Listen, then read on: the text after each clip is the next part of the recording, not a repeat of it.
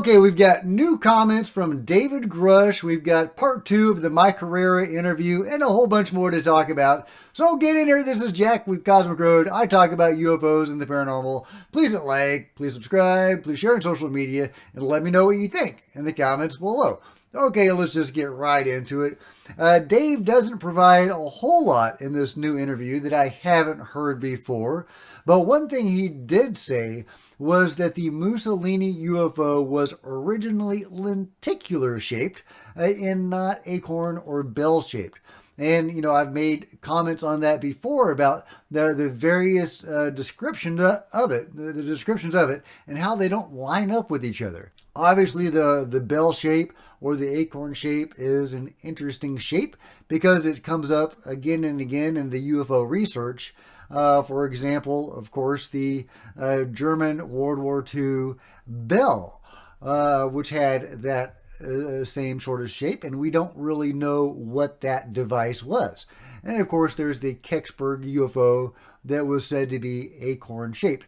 So it would almost make sense if the Mussolini UFO that crashed in 1933 and was later studied by Marconi, and I believe some of that technology probably wound up in the Marconi company and may have had something to do with the Marconi murders of the 90s. But yeah, so it would make sense in a way if that UFO was acorn or bell-shaped, because there are previous examples of that in the lore. But he says it's more lenticular. Basically a saucer, is that what he's talking about? So very interesting new information from David Grusch. Again, he doesn't say a whole lot in this interview that I haven't heard before, or heard him say before. He does talk about how the UFO cover-up is folded into the nuclear secrets. And yeah, hopefully I said that right. Every time I say that word, I get flack. I'm a Texan. It's how I say it. You know, it is what it is. But he did say the biologics recovered come in different sizes and morphologies and seeming to indicate, and also different conditions. But yeah, so apparently different races of being in different conditions have been recovered. Whew, still getting over this cold.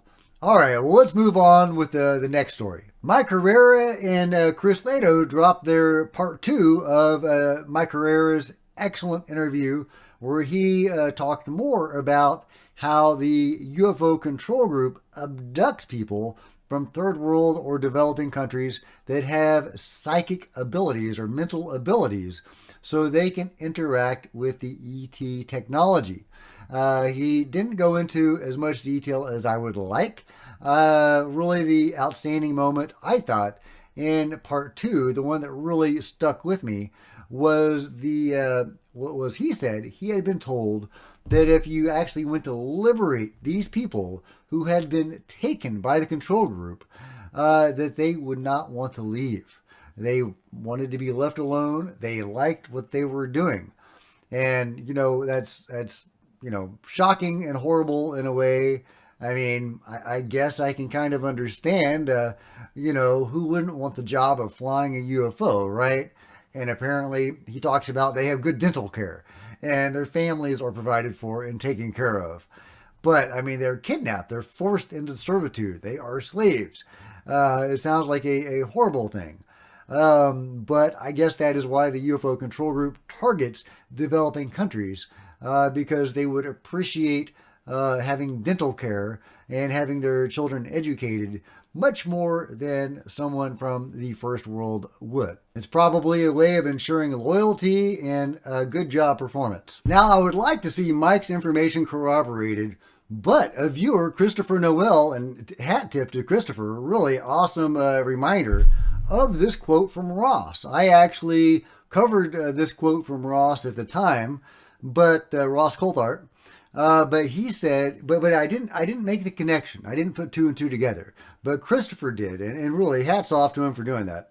But Ross Coulthart said recently, I can't talk about it, but I had another major nudge last week, late last week, and it was world rocking, like holy hell. What I can talk about is that If this is true, a large part of what's been frustrating our attempts to reverse engineer this technology is the shortage of people who have the capacity to consciously engage with it. You need a particular type of person to operate it using your mind. Now, obviously, the quote from Ross doesn't directly corroborate Mike's story, but it definitely hints at the importance of people with those abilities to interact with this technology. So what do you think, guys? Is this corroboration of Mike Herrera's testimony or not? In other news, we have another pro-Sean Kirkpatrick piece from Politico. That's right, they are really running puff pieces on the lovely Dr. Sean Kirkpatrick. And he has some quotes here.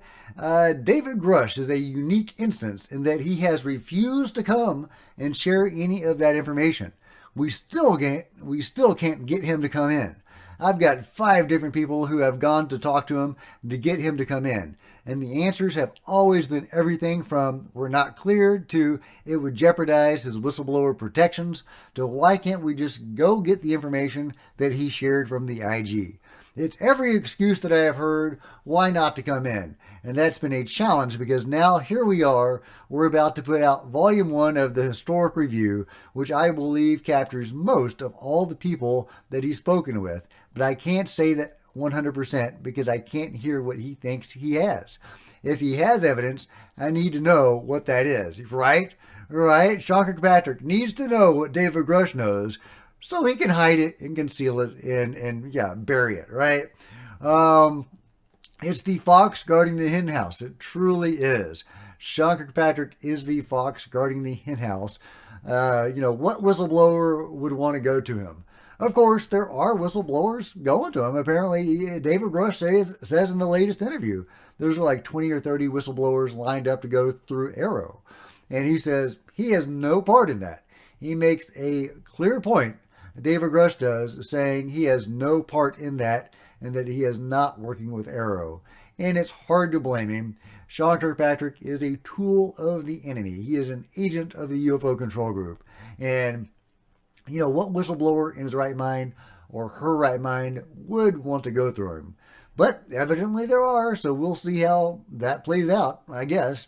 Fingers crossed. But it is a little disheartening to get these puff pieces from Politico about the lovely Dr. Sean Kirkpatrick. Rogue U.A.P. TF has this really interesting quote about Arrow. He says, or she says, Arrow is a flypaper operation designed to shield a couple of very specific CIA, DOE, Air Force, and NGO operational recovery, reverse engineering, and advanced technology programs from would-be whistleblowers. They even have a website where would-be whistleblowers can blow away, but only about unclassified things like their favorite color and what they had for breakfast. The limited interviews Arrow has conducted were conducted without recordings or transcriptions on purpose. Instead, the Arrow staff took intentionally poor notes, stripped out any information that would compromise these programs, then dumbed each interview down into tepid MFRs. These MFRs will be the source of Arrow's historical review. I am intimately aware of specific information provided in person to Sean Kirkpatrick, which unequivocally closes the door on the notion that Arrow has found no evidence. Though, to be fair, Arrow is, by design, really bad at finding things. Sean Kirkpatrick was brought in to fail, and he had handlers to ensure that he did. These handlers include senior CIA officers and program managers from private corporations. They have been named to their appropriate congressional committees, and they will be held to account. As Arrow prepares to release Volume 1 of their historical review, just in time for the holidays, know that it is a wolf in sheep's clothing. The real holidays are coming. All right, well, bring it on, Rogue. I hope the real holidays, meaning some form of UFO disclosure, are on the way. Speaking of the holidays, it looks like more and more people are starting to take the Nazca Mummies more seriously. Here's a tweet from Nazca Mummies saying Michio Kaku will be receiving new data on the Nazca Mummies to perform a DNA analysis from his colleague. Now, as far as I know, Michio is a physicist, not a DNA guy, so I assume it is his colleagues that are going to be performing this analysis and not him. But it's really exciting to see him actually explore this topic. And he is not alone. Dr. Mary Jessie from University of Colorado Hospital is examining x-ray scans of the Nazca Mummy Maria. And yeah, she has some really interesting things to say about the construction of Maria's bones and how it seems to differ from the average human. She's not going to say she's inhuman or a hybrid or something like that, but Mary Jessie is saying that Maria is very different from you and me. Last but not least, Ross Coulthart says some interesting things about the giant UFO that is hidden somewhere out there that he has talked about before. Let's give a listen. Yes. Yes to all. I was told by multiple sources that one of these objects was so large they'd put a building over it. And a lot of people have been very angry with me for not revealing where that building is, and for good reasons that will become obvious when it becomes public. For good reason, I can't reveal why, but the building serves a dual purpose, and that other purpose is extremely important for national security. And even though I'm a journalist and I think it's important that people reveal things that are criminal or illegal, I can respect and understand why the location of that particular object can't be revealed. But yes, there are allegedly more than... You're talking double figures. Dave Grusch wouldn't reveal exactly how many the US has in its possession, but you're talking double figures. Now, you used the word crashed. I don't. On some of these occasions, I think it's possible that these objects were left deliberately. And as a technology exchange to kind of kick us further up the road and advance us as a civilization? I have no idea. I have no idea. But greater minds than I have suggested that objects, craft, and I say objects because I'm being neutral, were left deliberately for humans to find. Left deliberately, I love it. And that's what Lou Elizondo has said as well. He didn't say they were left deliberately, but he did make the analogy of finding a Boeing 747 in King Tut's tomb, clearly talking about, by way of an analogy, finding a UFO in an historical site, like an intact, maybe even viable UFO in an historical site. Not crashed, but just left there for us to find. So let me know what you think about all this in the comments below. And if you've enjoyed this video, please give me a big thumbs up. I sure to appreciate it. Smash the subscribe button and the bell to be notified of future videos. You don't want to miss a thing. Join me on social media. There's Facebook and Twitter links below. Love to see you guys there.